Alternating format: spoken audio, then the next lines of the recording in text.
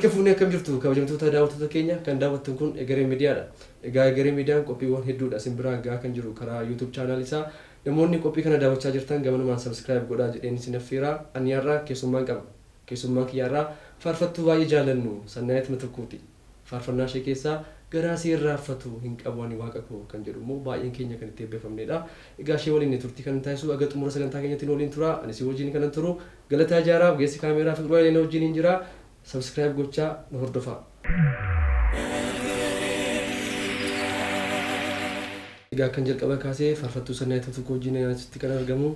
Faarfattuu Sannaayit baga nagaan dhufte. Baga nagaan eeddanii. Yes wajjin har'an taphannaa Egeree Miidiyaa irraa daawwattoota keenya biraa keessattuu yaada si bira jiru waan waaqayyo baay'ee keessa si dabarsee waan namoonni baay'ee irraa barachuu danda'an waan waaqayyo itti galateeffattus akkasuma kaasnee daawwattoota keenyaaf ergaa dabarsinuus achumaan dabarsaati waliin turtii kan taasisnu ta'a jechuudha.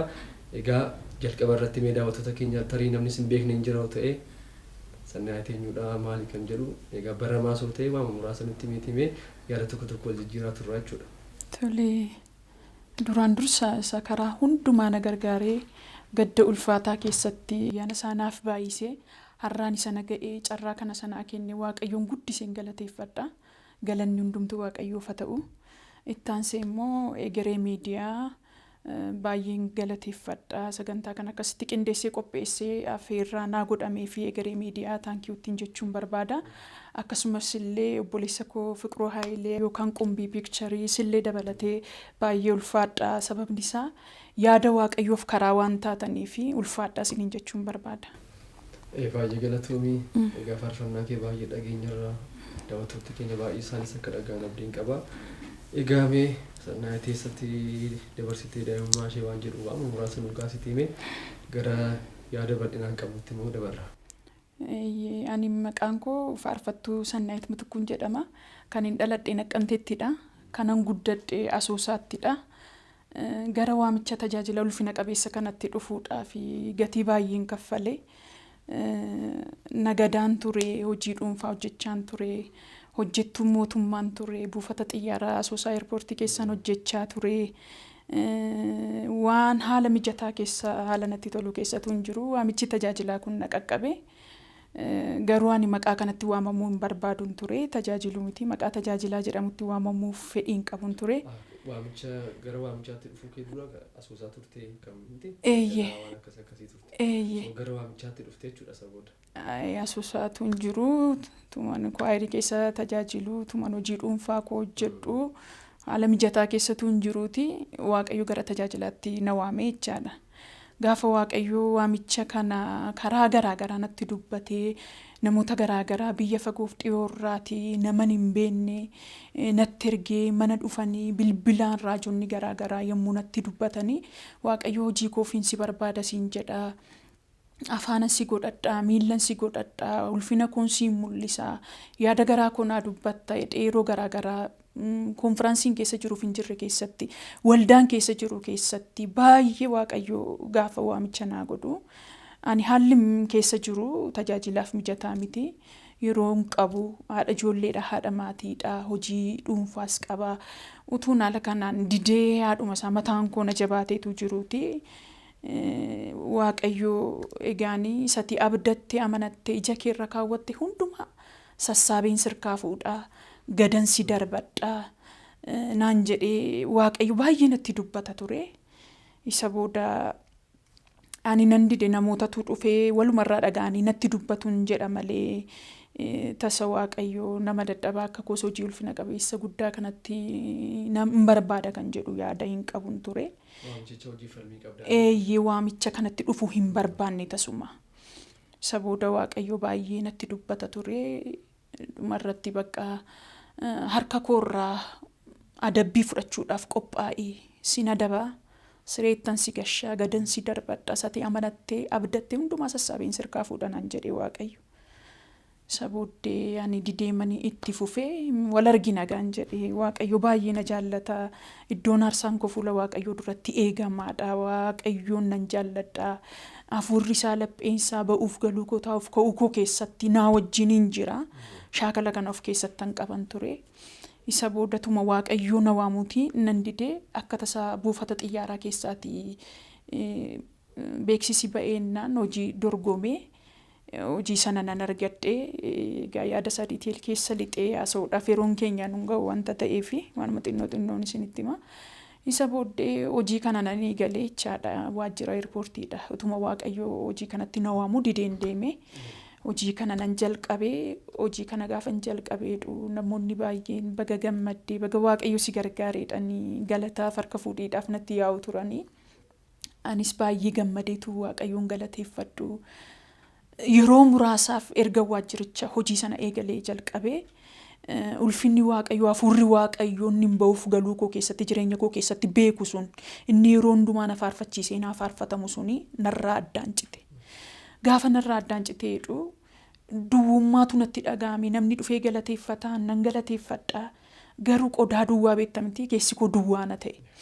Hinnaanii Waaqayyoo nan gaafadhe maaliif calluma naan jettee yaa Waaqayyo maaliif galata koon simattu akka kaleessa dheengaddaan of biraa keessa kootiin si dhabeedhe Waaqayyoon gaafan gaafadhu.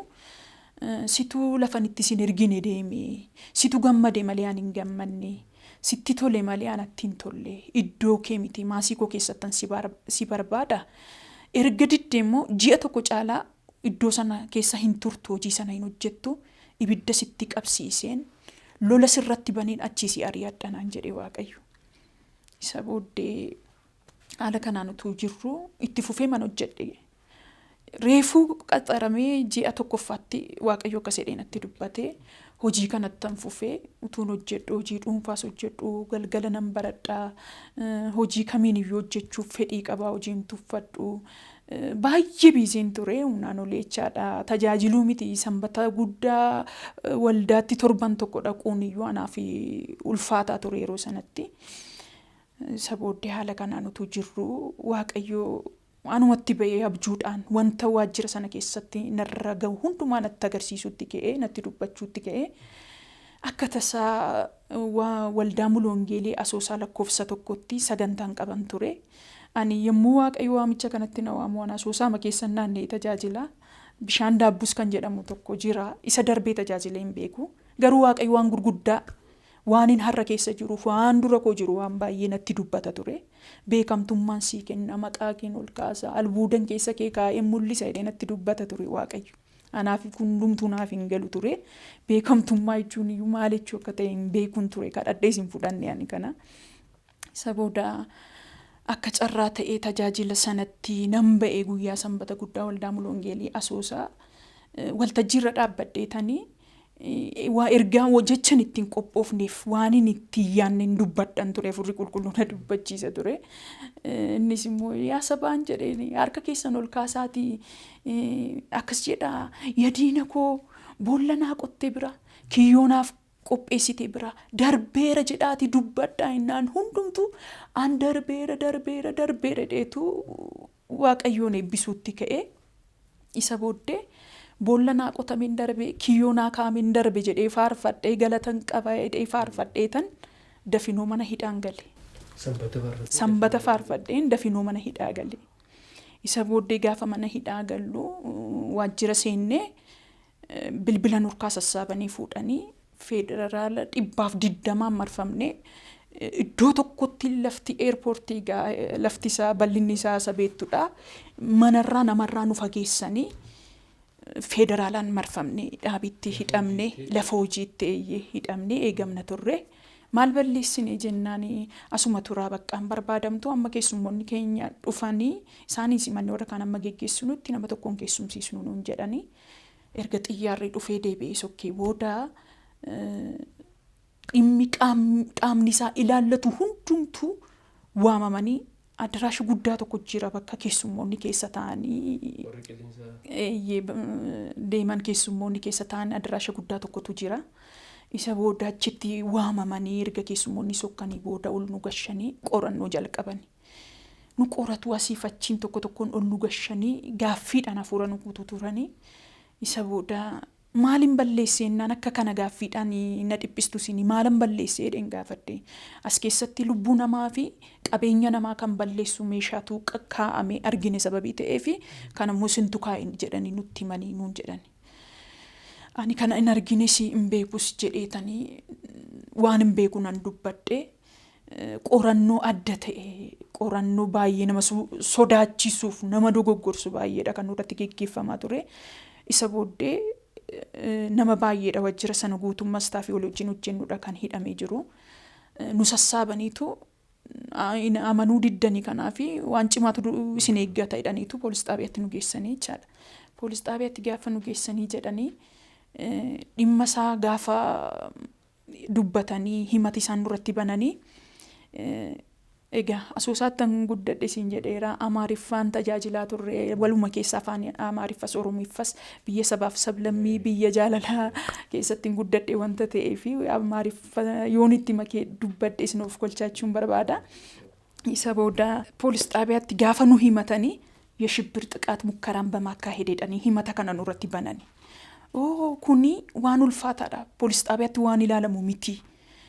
በኮሚሽን መታየት ስላለበት ጋራ ኮሚሽኒቲ ሳንጌሳ ተሽሮርኬሱማዎች ወልቀበቱ ወንተ ተሽሮርኬሱማዎች ወልቀበቱ ቱሪ ወንተ ተኤፊ ኑን ይላሉ ኮሚሽኒቲ ሳንጌሳ ያዳኒ ሰሳበኒ መኪናት ነው ነቀኒቱ ኮሚሽኒቲ ነው ጌሰኒ ሰዓቲንሳ ሰዓቲ ኩዳ ተኮ ፈለካ ከስተኤራ ፖሊስ ጣቢያቲስ ኮሚሽኒቲስ የሙዴምኖ namni hundumtu oduunsa tokkichuma biyya wal ga'eera wanta ta'eef kan dubbichi dhagaame sa'aatii 7 walakkaa waajjira muusiinnu laaqana booddeedha.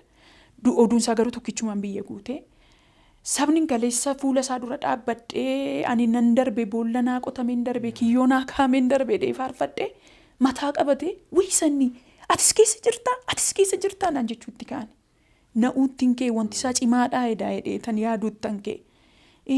Nani egaa akkuma kaleessa faarfatte waaqayyo siifa godhu naan jedhan. Manni kun bara meeqa faadha jechuudha?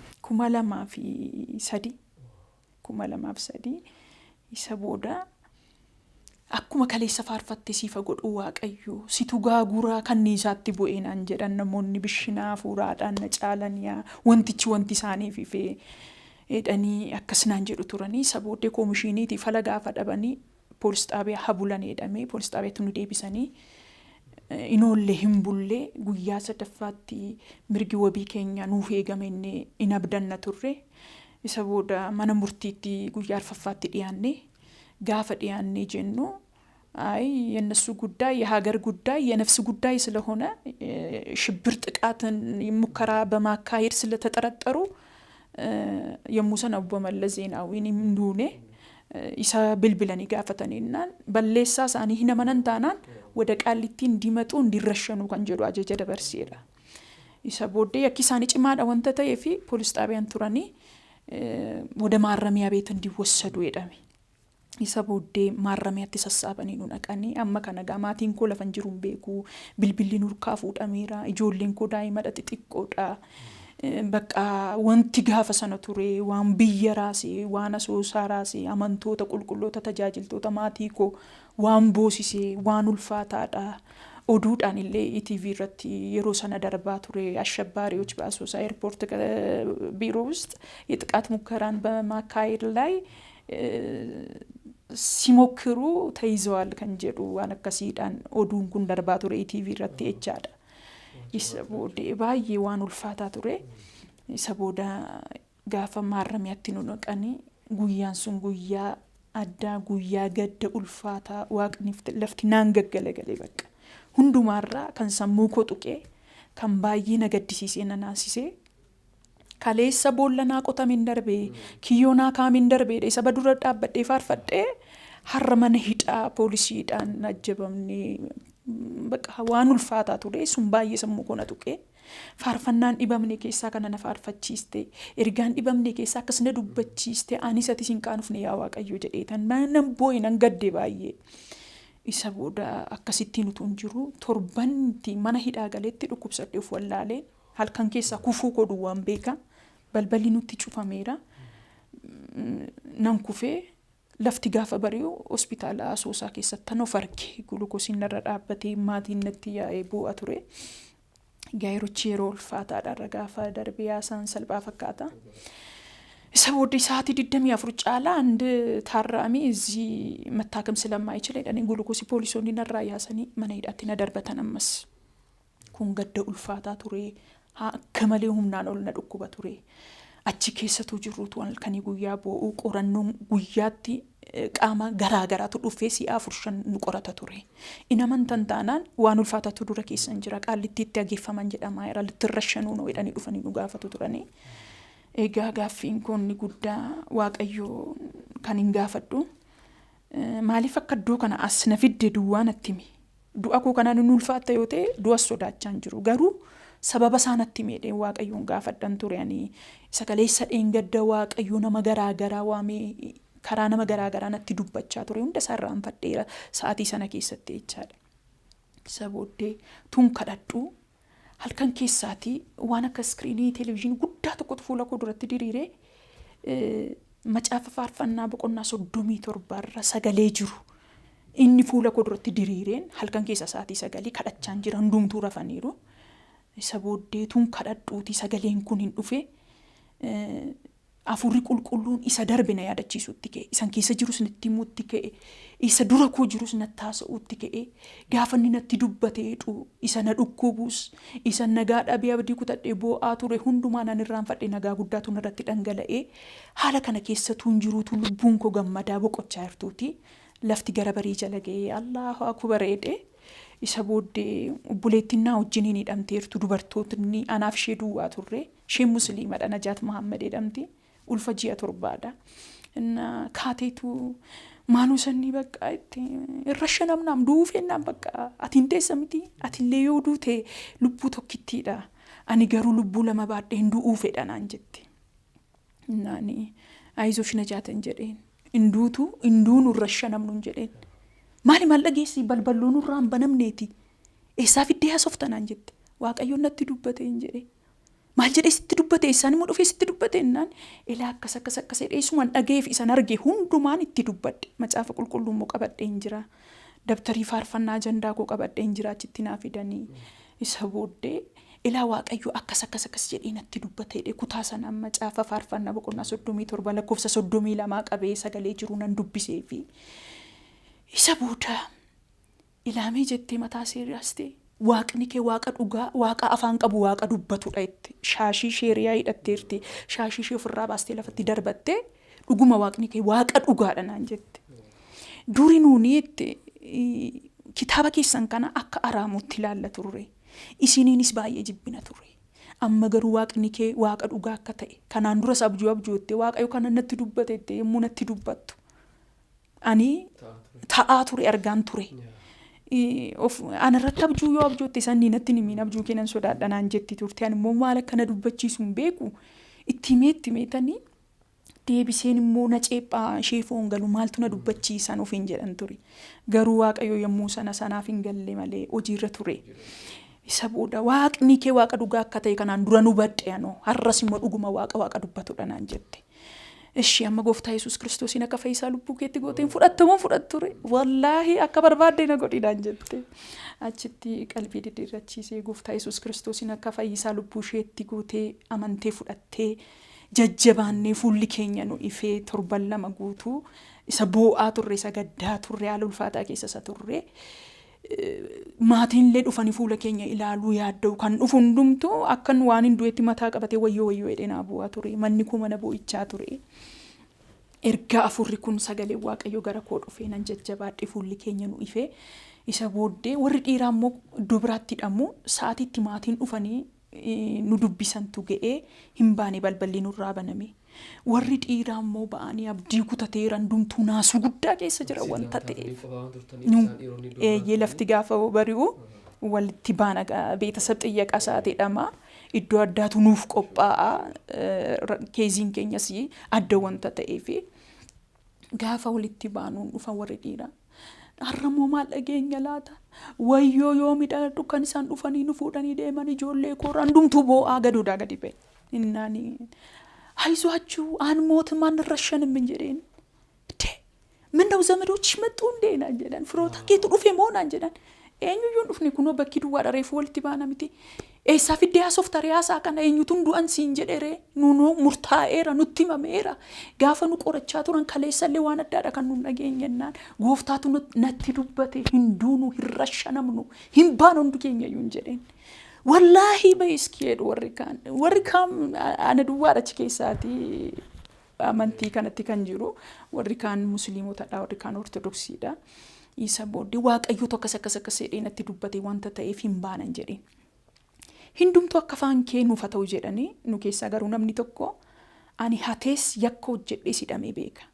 Keezii akkasiin hidhamnee garuu hin baane ittee yaadiinii ቢያንስ ለነዚህ ልጆች አስቢ አንቺ እንኳን ስለታመምሽ ናን ጀደ ቡሳ ታይፎዲ ሰሙ ሲልጤ ሲያሶፍሲሳ ጀራናን ጀደ ላንተ እንደ እምነት ይሁንልህ እኔን ግን ጌታ ነው የተናገረኝ ጌታ ደግሞ ውሸት አያውቀውም እንጀለኔ ኢሰቦዳ haala kanaan utuu jirruuti maatiin dhufan nu dubbisanii guyyaan beellamnitti mana murtiitti dhiyaannu ga'aa dhufee guyyaan tokko gaafa nu hafu mi'a koo hundumaa sassaabeen ergee mana murtiitti dhiyaanna.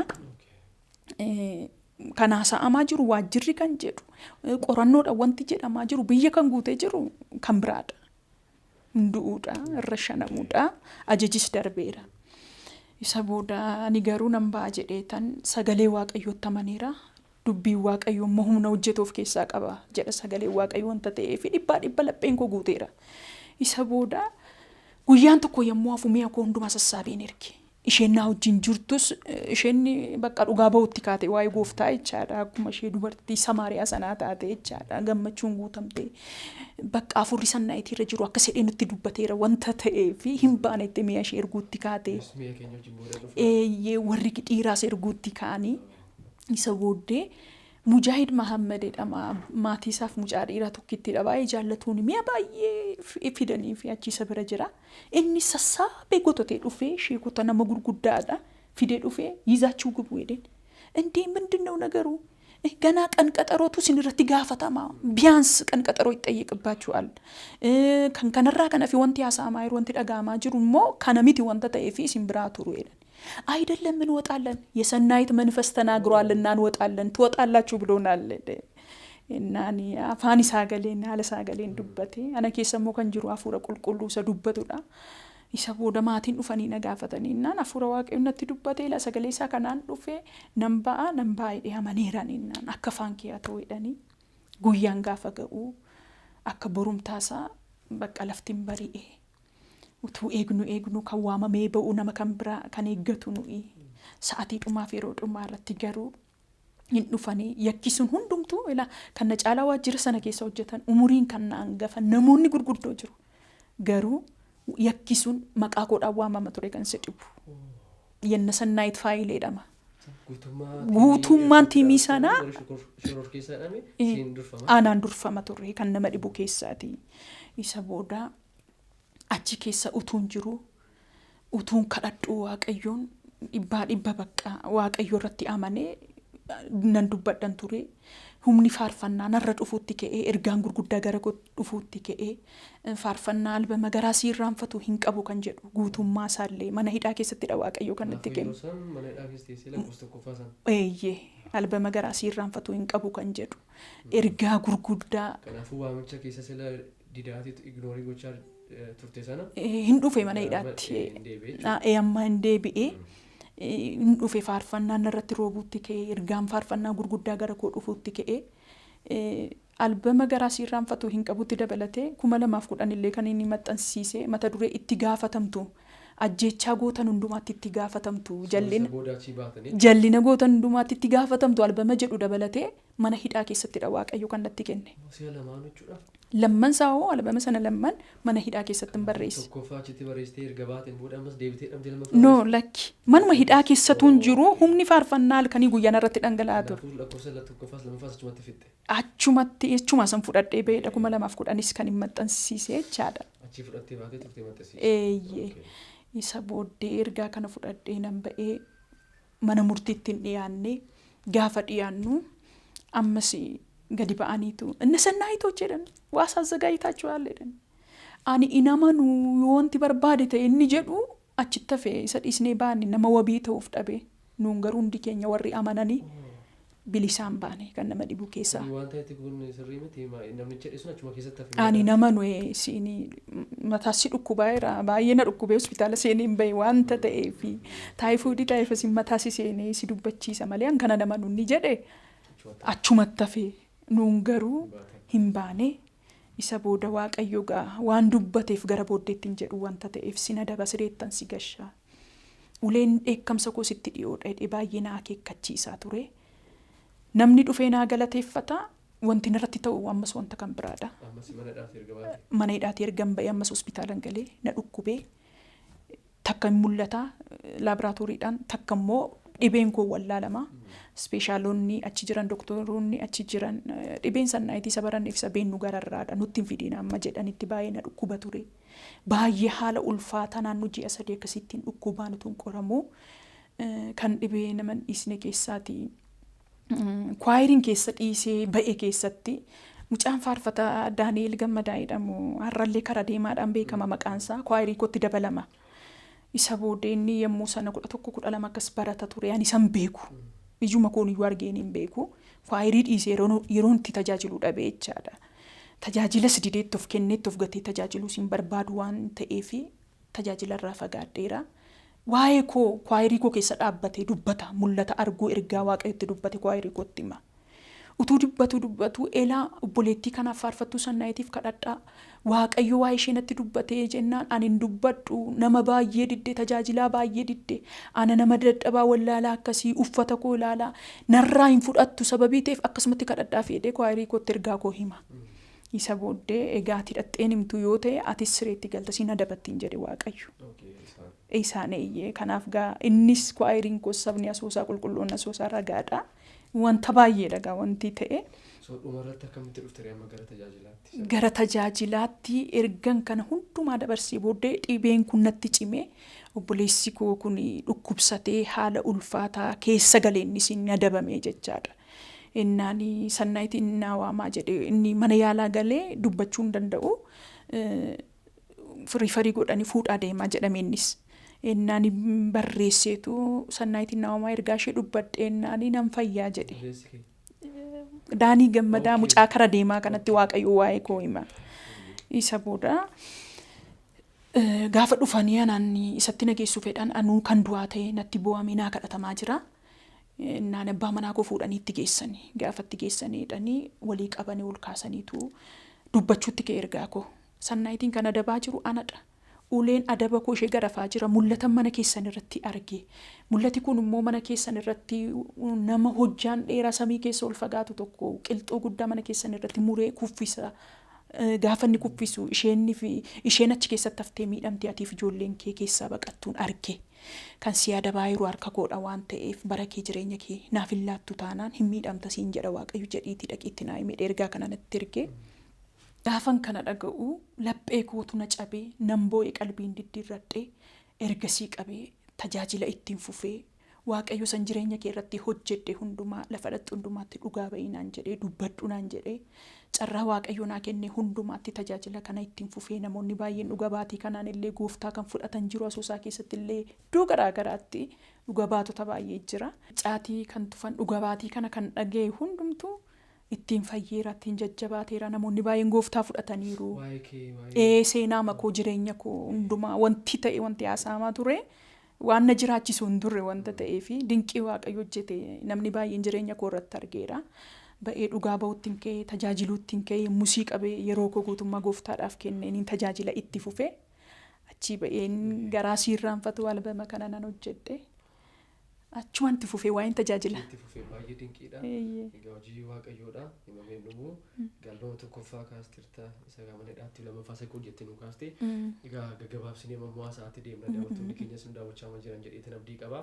Egaa albama lammaffaa isa erga kaasuun keenyaaf albama lammaffaa wajjinis immoo mudannoo cimaa akka qabdu dhaga'een ture. Gaggabaabsitii yeroo albama lammaffaa keefaa eebbisiisuuf jettee waan si mudate san mee gabaabsinutti. Dhugaadha albama lammaffaa mata duree ajjechaa gootan hundumaatti itti gaafatamtu jedhame sana poosterri maxxanfame hundumtuu namni argu hinnaa ture. Lakkoofsi lammaffaan isaa duree isaatiitu itti gaafatamtuudha. Itti gaafatamtu. Itti gaafatamtu kan jedhu baay'ee nama naasiseera. Baay'ee lola gurguddaan irratti baneera. Isa boodaan waaqayyo marraan dhageegaa biyyi nagaa ta'eetu jiru yeroo nagaa lafa nagaatti mul'atarraaf ergaa irraa natti kenne waaqayyo. Barreessite 2009 mana hidhaa keessatti. Faarfachii kan ba'e 2010. Yeroo immoo baay'ee siyaasni yerootti boba'aa jirudha. Isa booda Poosterri maxxanfameera eebba siidiif hin qophaa'aa jira namoota baay'ee waamaa jira. Isa booda konfiraansiin deeme kana gidduutti qophee kanarratti hin jiru.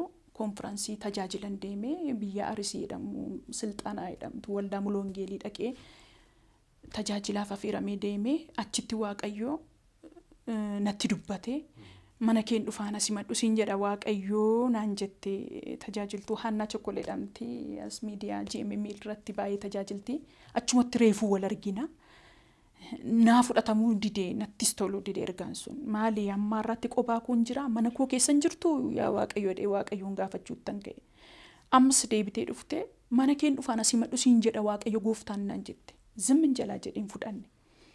Sadaffaatti dhufte Qidaamee ganama keessummoota dhufantu jiru nasimadhu siin jedha Waaqayyo gooftaan kana wajjiniin immoo wal qabatee maqaa kee seenaa kee gurraachessuudhaaf namoota hiriira galanii balbala kee irra dhaabbataniin arga. Warra hiriiran kana jecha afaan isaanii nanqaan isa jedha Waaqayyo. Garuu mana keen dhufaa Qidaamee ganama indagatiin nasimadhu siin jedha Waaqayyo naan jette. Egaa siidii eebbisiisuuf hin qophaa'aa jira waan ta'eef keessummoota waamaa jirutu dhufa jedhanii kadheen ameen hin jedhe. Garuu dubbichi akkas hin turre. Achi tajaajilaa deebi'ee dhufee abbaan warraa koo kutaa biyyaatti poostara koo naa erguu fedheetu fuudhee ba'e. Dambidoolloodhaa fi Asoosaatti erguudhaaf fedhee fuudhee gaafa ba'u sa'aatii 11 irratti qaamni isaa kan hin beekamne halkan barii halkan sa'aatii 11tti dhukaas irratti banamee nama 5 ta'anii reebanii dhukaas irratti bananii xiyyitiin itti tokko'ee mataatti naquuf gaafa hidhan harka of jala qabee tokko mataa harka keessa ba'ee dudduubaan itti naqanii sombasaa keessa bu'ee hospitaala Gallee Phaawulosiin galee bakka haala dhumaaf haala sodaachisaa irra jira. Xiyyitiin sombasaa keessa galee jira sababii ta'eef opereeshinii ogoonis dhimmi isaa ulfaataadha wanta ta'eef qilleensiif dhiignis keessatti nammee jira abdiin qabu nuun jedhanii. Gaafa akkas jedhanii bakka haalli isaa ulfaataa ture ijoolleen kun haasuudhaan as manaa dhukkubsachaa yeroo ani hospitaalan jira.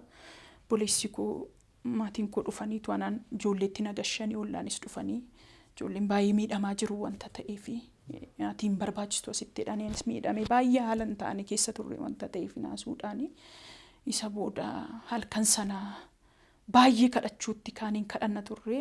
Akka isaa ta'e buleetti koo faarfattuu galaaneen na wajjin turte. So kana jechuun amma ergaan sun sanbadduu Qidaamee maganama akkas ta'e. Barii sanni baatee jiru sanbadduraarra ta'e jechuudha. Sanbadduraarra ta'e. Simadhu sun gara jechuudha. Kanaan dhufee isa booda mana yaalaa galee bakka abdiin qabu nuun jedhaniiru. Bakka manatti galee nan boo'ee Waaqayyoon kaasettii koo siidii sana ol kaasee fuula Waaqayyoo duratti. Yoo dhuguma abbaa ergaa kanaa taate yoo dhuguma natti dubbattee yoo ta'e yoon dhuguma si faarfadheera ta'e immoo ergaa abbaama ergaa kanaa yoo taate xoofoo du'aa dhufe kanaa faasikaa godhiin irra dabarsiidheetan halkan guutuu akka boonyetti halkanitti opereeshinii ta'e dhiignii fi qilleensi keessaa waraabamu halkanitti abdiin qabu jedhame sanatti halkan guutuu boo'aa bullee namoonni baay'een naa kadhachaa naa boo'aa inni kan bilbilaan inni kan qaamaa walii wajjin boonyee kadhachaa bullee. Isa booda Waaqayyo seenaa sana xoofoo sana faasikaa godhee nurra dabarsee amma har'aatti abbaan warraa koo xiyyitii kana of keessatti baatee jira. Na albamii lammaffaa seenaa kana qaba. Akkasii qaba garuu abbaan manaa kee lubbuudhaan jira. Lubbuudhaan jira Waaqayyoof galatu. Waaqayyoof galanni ta'u. So albamii kee lammaffaa wajjinis wanti kun jira. Egaa waan baay'een akka mudatedhaan dhageenya egaa gaggabaabsitee fi hir'istee akka nutti himaa jirtu abdiin qaba. Egaa garas dhufee immoo wantoota kana wajjin kan wal qabate yeroo baay'ee yookiinas waan ta'e dhageenya miti yeroo VCD yoo hojjechuudhaaf amma qophii yeroo jirtu chaankii tokko akka dadhabdee dhageenyirraa egaa waan godhamu egaa wanti Waaqayyo jedhe haa ta'u egaa isa wajjinis mudannoo wayii jira miti single trackii viidiyoo faarfannaa tokkoon hojjechaa jira innis immoo dhuguma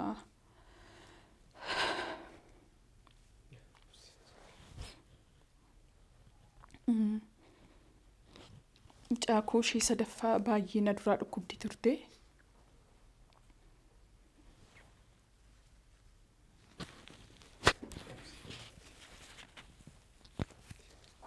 Innaani mucaa kana baay'ee nu duraa dhukkubdi Waaqayyo dubbatee madhalaan isin eebbisa jedhee nuu kenne isa booda mucaa managaa mucaa bareedduu waaqayyo nuu kenniitu galateeffannu. Ji'a 5 booda mucaan kun dhukkubsachaa dhufte. Ji'a 5 booda dhukkubdee turte. Lakki ji'a 8ffaarraa yommuu geessu baay'ee dhukkubdee laftu nuun ittiin geessin hin jiru.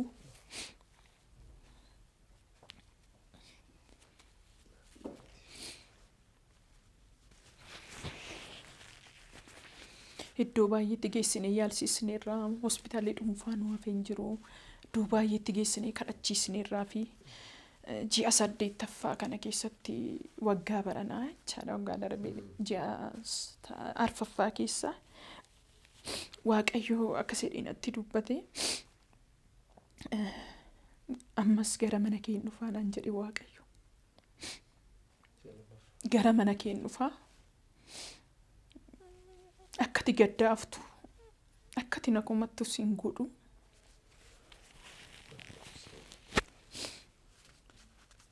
si dhabuun barbaadu siifan eeggadha naaf eeggadhu naan jedhe waaqayyo.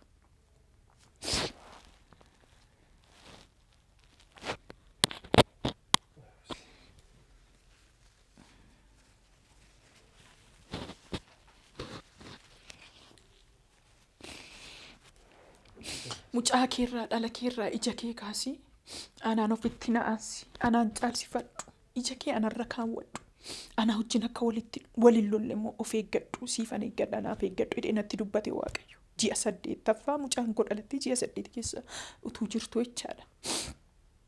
Gaafan ergaa kana dhaga'ee namatu biyya fagoorraa bilbilaan naa kadhatee ergaa kana natti dubbate. Ayyaanadha guyyaansaa. Annaa nan boo'e nan gadoodee akkuma waan isheen duute awwaaletti boo'e bakka.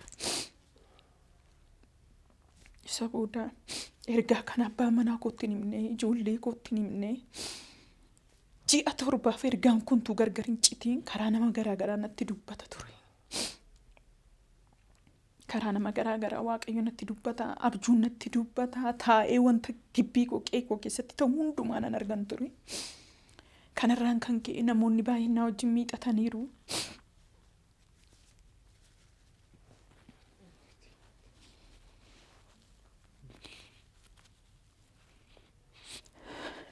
Namoonni baay'een na wajjin gatii kaffalaniiru. Namoota baay'een na kadhata ture. Garuu ergaan jiru hin jijjiiramu. Ana duwwaatti immoo dubbatama. Akka maatiitti hin dubbatamu. Waaqayyo yeroo dubbatu kan isin jettan kan namni jedhe kan seexanni jedhe hin ta'u yaada koo duwwaan raawwata isiniin jedha waaqayyo. Kan jedhu duwwaadha maatii gidduutti immoo kadhatamu. Karaa garaagaraa namoonni garaagaraa gaafa naa kadhatan garuu of qopheessisiin jedha waaqayyo of qopheessisiin jedha waaqayyo. Ji'a 7 guutuu abbaa manaa guutuutti hin himin ijoollee guutuu ituun himin biddeen gaddaan qophaa koo nyaadhe qophaa koo coobee qophaa koo boo'ee.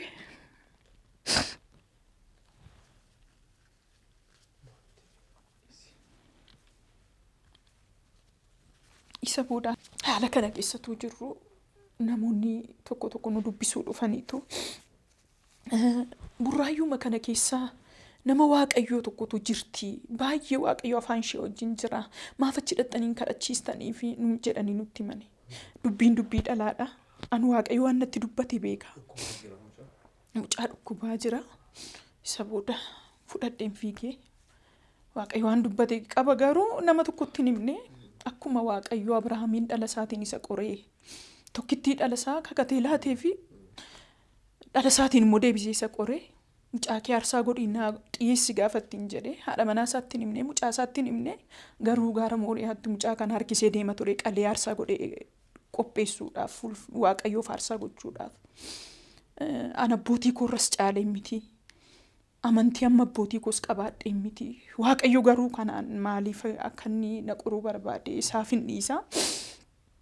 Hin dubbatannee nama tokkotti tuunni miintuun keessa kootti cubuu bo'uutii mucaa kana fudhannee gara sagantaa kana burraayyuu keessa buleettii raajii ishii jedhamtu bira hin geessine. Gaafa achi deemnu gubaa'ee keessaa namoota keessaa qabdee ol na kaastee waltajjiitti na baastee. Nuun mucaaf kadhachiisuu deemnee waaqayyo garuu waa'ee ergaan harkaa qabu waa'ee faarfannaa waa'ee tajaajilaa waa'ee faarfannaa kilippii amma hojjetamee jiru natti haasa'aa ture. Innaa ani immoo waan hin jedhee fuula waaqayyoo duratti tajaajilas dhiisee jechuuf nan danda'a. nama akka koo abidda keessa dhaabbatee si faarfataa jedhee ajandaa koo cufee waan waaqayyo wajjin hin jedhee rakkina keessan jira sababii ta'eef yeroo matti mucaan kun garaa kootti naaftee qabdee anis du'aaf hin eegamaa ture.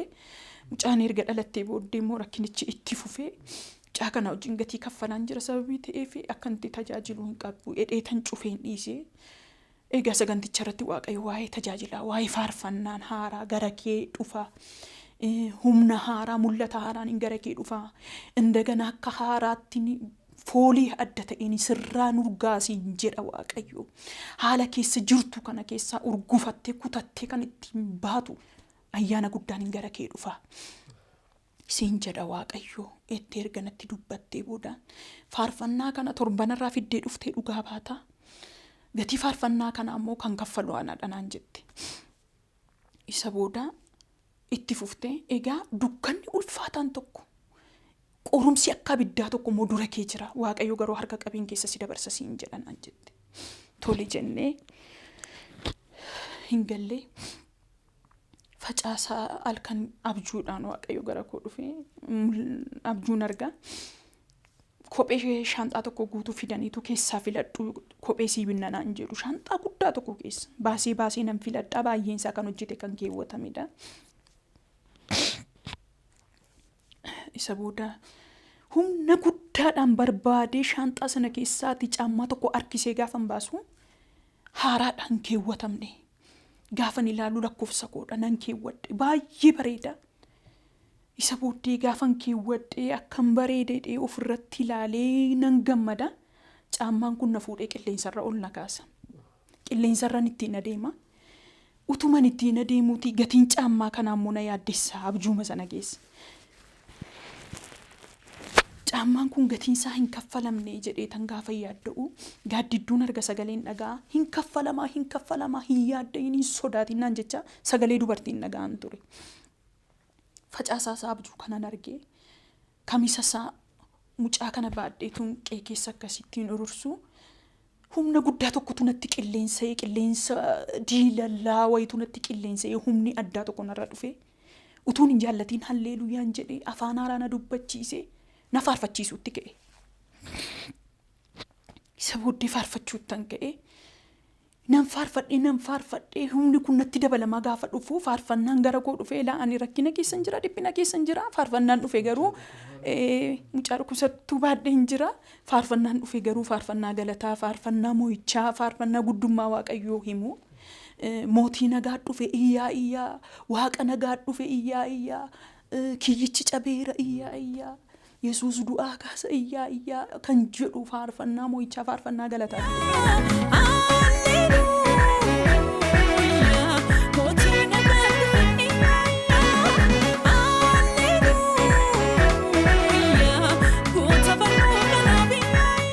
Mucaa kana firaashirra kaa'etanii akka namni dhibbi meeqa mana keessa jirutti yee bakka nan faarfadhan ture. Mucaan koo harka ishee rukuttee mataa raastee naa wajjin faarfatti turte. Faarfannaa kanaa wajjiniin sagaleen dhaga'a. Macaafa Saamu'eel isa duraa boqonnaa afurirra sagalee jirutu gara koo dhufe nan dhaga'a gurra koorratti laphee koorratti dhangala'aa ture. Sagalichis akkasidha. Gaafa saanduqi kakuu waaqayyoo mana Israa'elootaatti deebi'ee gale sagalee iyya galataa ilillee guddaa lafa sochoosutu dhaga'ame jedha. Achuma keessatti hafuurri qulqulluu akka dhuunfaattis akka biyyaattis waaqayyoo fuula isaa akka inni gara keenyatti deebifatu hafuurri qulqulluu natti haasa'aa ture. Gammachuu kanaan guutamee gaafan faarfadhu. Mucaan koo harka ishee rukuttee mataa ishee raastee na wajjin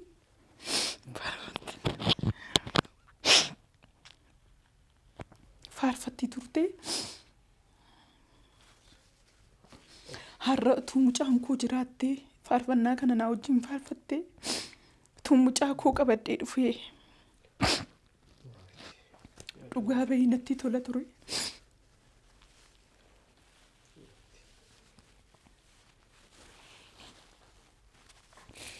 Garuu jaalala waaqayyoo hin taane isa booda ibiddichi hin jalqabe qorumsa akka abiddaa dukkanni ulfaatan dura kee jira kan jedhu raaju sagalee raajummaa sun tureera. Torban sanbata guddaa isaa dhaqee dhugaa ba'ee faarfannaa kana faarfadhee ittiin tajaajile. Dafinoo stuudiyoo galee waraabame isa booddee mucaan dhukkubsattee nurkatti kan du'aa taate. Mucaan kun dhukkubsattee gaafatti cimee hospitaala gallee egaa yeroo garaagaraa hospitaala ciibsinee turree baay'ee rakkachaa turree sadhumaa ittiin nu duraa boqottu garuu ji'a 2 Phaawulosiin turre oksijiiniidhaan turte qorannoodhaaf biyya garaagaraa amma biyya alaatti yaalamteetti dhiigni ishee ergamee sakatta'amaa ture. Wanti nuun hin godhin hin jiru. Waaqayyo garuu achi keessattis waan baay'ee natti dubbata ture. Namoonni baay'een dhufanii nuu kadhatu. Waaqayyo kan inni dubbatu of qopheessi duwwaadha sagaleen dhaga'u. Gaafa sana obboleettii koo faarfattuu Biloo Bilisee Karrasaa jechaadha. Guyyaa sadhumaa naa kadhatti turte baay'ee humna guddaan guyyaan sun guyyaatti hakiimota harkatti lubbuun ishee darbee ooledha. Faarfattuu Biloon immoo bilbilteetu haala maalii keessa jirta afurri qulqulluun kadhachuuf naan jedhee akkas irra hin jira sii kadhachaa hin jira jette. Biloo akkasidha mucaan koo duutee olte har'a hakiimonni ajjeesanii oolan oksijiiniin itti ganaffalee inna Waaqayyo si gargaara bishaan qabadhu jettee bishaan irratti naa kadhatte. Naannoo sa'aatii tokko ol naa kadhatte. Kan ishee bilbilli irratti cufee kan koo irratti cufee bishaan irratti naa kadhatte hundumaa kutaati keessa jirtu keessa kan jiran dhukkubsatootatti dibee ofii keettis dhuginaan jette. Dhaqee akkuma isheen naan jettee warra dhukkubsatan hundumaatti dibee obaaseen nan kadhadheef. Kan si dhibu kan ijoollee achi ruumiin keessa jiru oksijiinii isaanii sirratee kutaa sana kan jiran hundumtuu oksijiinii irra dhaabbateera. Kan hundumtuu sirratee kan koo garuu achuma jira. Nan gaddii natti dhagahame. Waaqayyo baay'ee immoo natti dubbata baay'ee natti haasaa ture. Hojii si fide. Baradhu edheen si fide baradhu. Bor warra kanaaf akkati gaddituuf garaa akkati laaftuufan si fide ilaalinaan jedha. Dhibee yoo ta'e mucaa koo jaalaa kan dhukkubsatan namoota ijoollee dhibamanii jiran ija koo guutee ilaaluudhaaf natti ulfaata ture. Waaqayyo garuu baradhu mana barumsaa jirtanaan jedha ture. Sabooddee kun sitti tolaare haala kana keessa maal jedheen kadhadhaaf maal jedhee waa'ee kee dhugaa ba'a ofii kootii ba'aa baaddee Waaqayyoon gaafadhe. Erga mana hidhaatii ba'ee booda immoo wanti jechi ani akka dhaadannootti waltajjiirra yommuu dubbadhu tokkotu jira. Yesuus Kiristoos argachuuf dhabuurraa firaa falagaarraa gaa'ila ho'aarraa ijoollee keenyarraa hin caala jedheen dhaadadha nan dubbadha yeroo baay'ee. Sagalee makoo san kanaa dura dubbadhee tajaajilaa ture na dhageessiseetu. Akka soo'ettee faarfatteetta akka soo'ettee dubbatteetta har'a jiraattee darbuu maaf dadhabdeen sagaleedhuun immoo dhaga'e. Achuma keessatti wanti tokko naaf ife bakka. Mucaa oksijiinii jalatti baadheen jira du'aaf jireenya gidduu kan jirtu. Faarfannaan kun immoo stuudiyoo keessa jira.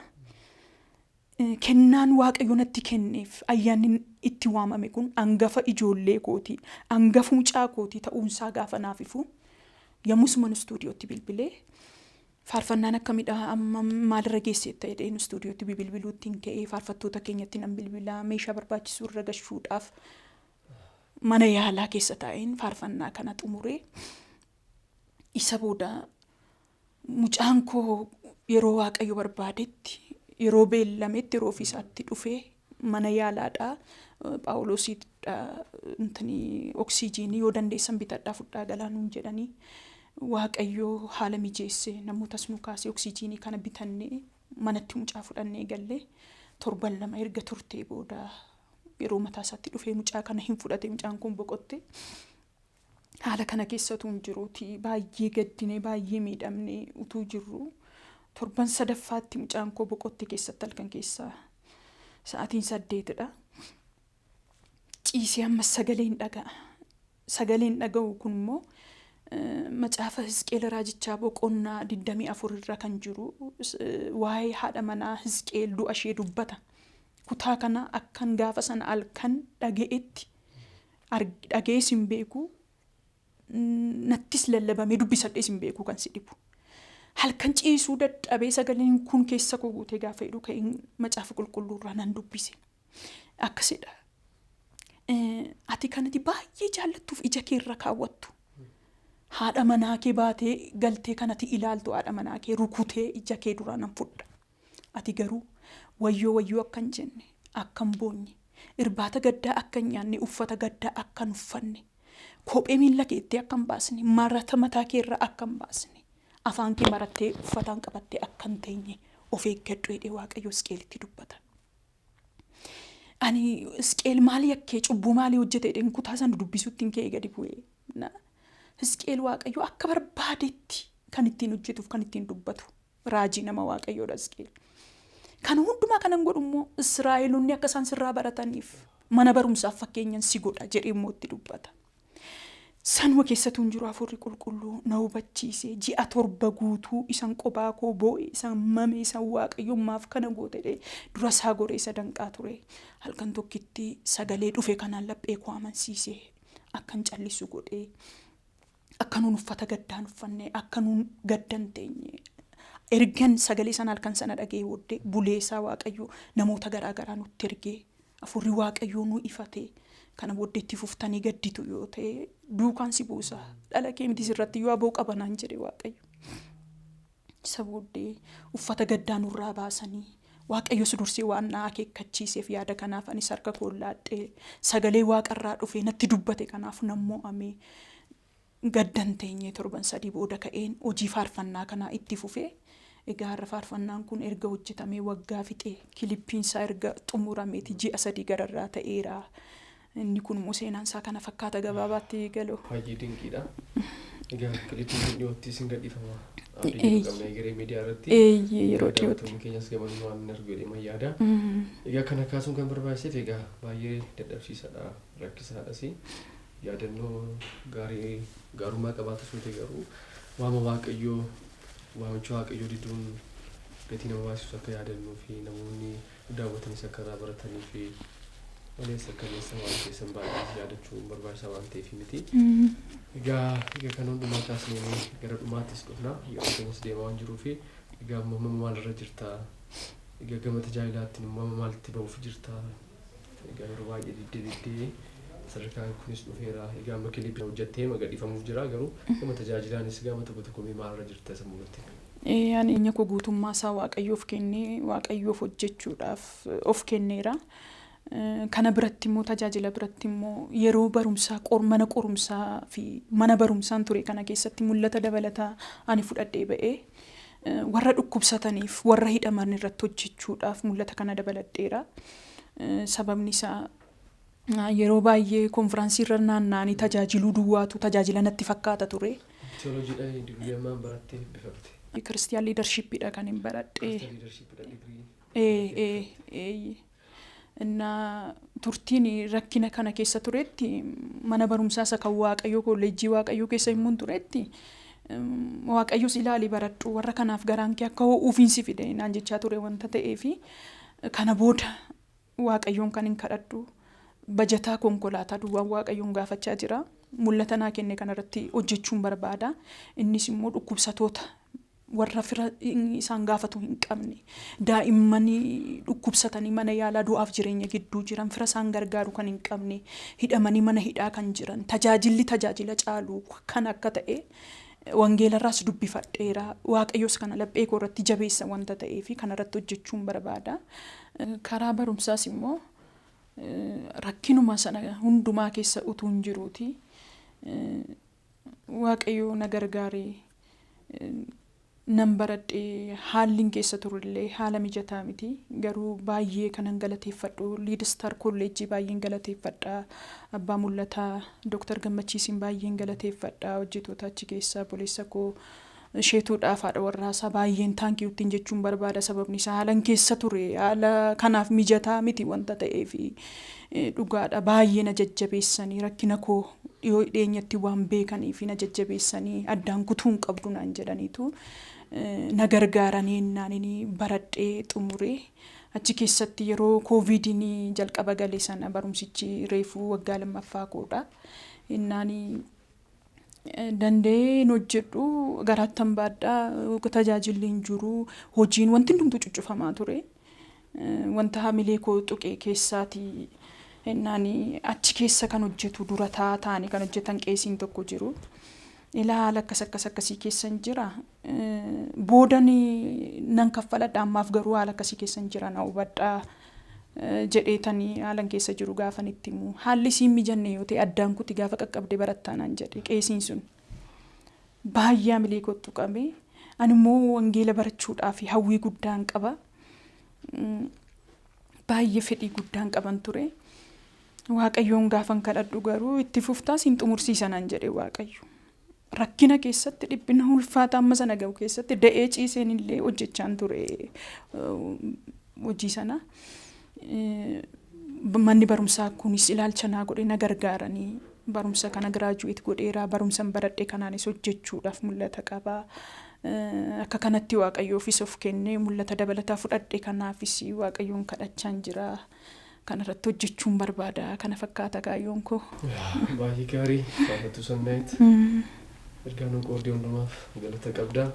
Gara fuulduraattis immoo akka jettee mul'ata nisii kenne Waaqayyo waan mul'ata jatti hojjettus immoo sin dhowwatu. Waan baay'ee hojjettee akka walumaan arginu immoo abdii guddaan qaba. Jabaadhu yeroo dhiyoottis immoo faarfannaan kan kiliipisaa garee miidiyaa irratti hin gadhiifama. Argina eebbaachi keessa jirus ni hirmaanna. Jabaadhu Waaqayyo bara kee fi eebbisu yeroo tajaajila gaarii qabaadhu.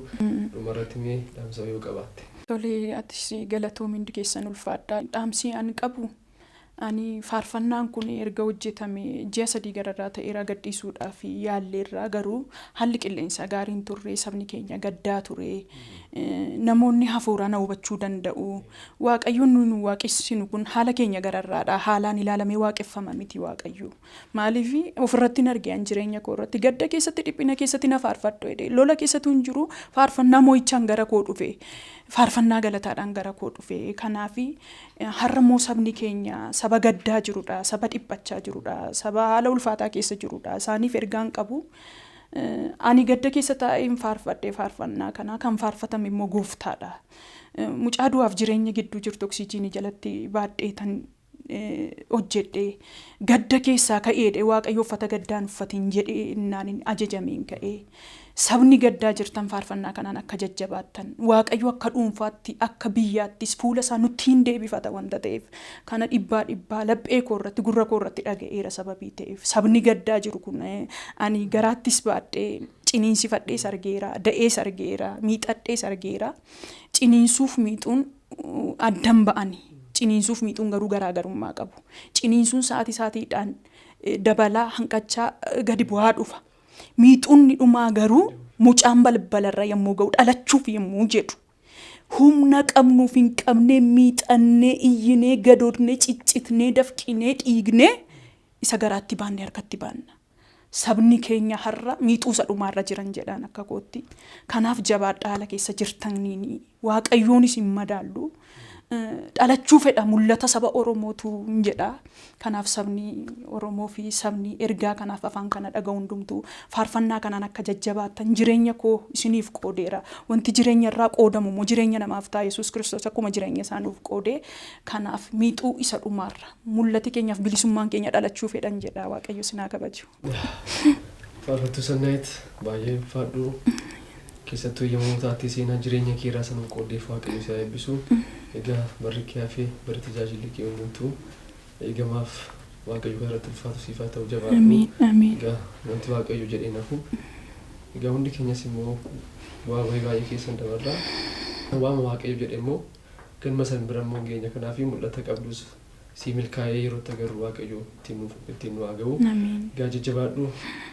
Waaqayyo si eebbisu. Amiin eebbifamii galootillee. Fiqeenis taankiyuu Waaqayyo si eebbisu. Kabajamtoota daawwattoota keenya daawwachaa kan turtan egeree miidiyaadha. Turtii faarfattuu Sannaayit Mitikuu waliin taasisne simbiraan gaa kan turre. Faarfattuun keenya yeroo dhiyootti faarfannaa mootii nagaa dhufe jedhu simbiraan geessii gamanumaan daawwadhaan affeerraa keenya. Egeree miidiyaa subscribe namoonni goone subscribe godhaa. Laakiis gochuu fi sheerii immoo gochuu hin dagatinaa. Egaa gara fuulduraattis egeree miidiyaan qophiiwwan baay'eedha qabatee gara keessan kan dhufu. Turtii nu waliin taasisan hundumaaf galata qabdu. Anis waliin kanan ture galataa jaaraa ogeessi kaameeraa Fiqiruu Hayilee waliin ture. Turtiin waliin gootaniif galata qabdu. Fayyaa ta'a.